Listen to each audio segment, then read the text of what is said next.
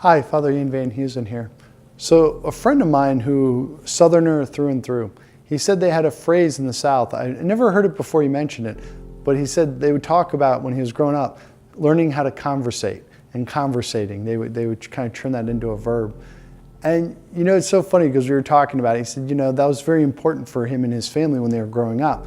The art of sitting around a table and just having light conversation and telling jokes, telling stories, but in a way that's funny and amusing. And, you know, it got me thinking as we were talking.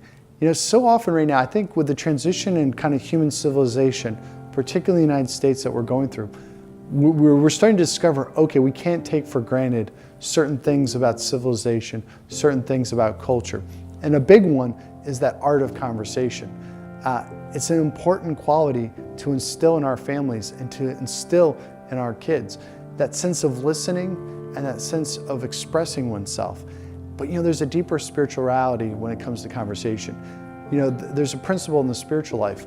When we learn to name what's going on, when we learn to talk about it with God and with our spiritual director in confession, when we learn to talk about it with our brothers and sisters, our friends, that's when we start to gain knowledge and we start to gain understanding, and ultimately we come to a place of self-mastery. And I was having a conversation with a friend of mine, and he expressed some stuff that he was struggling with. And I said to him, I said, you know, my running theory is that when we're able to talk about something, we're 90% of the way to solving that problem.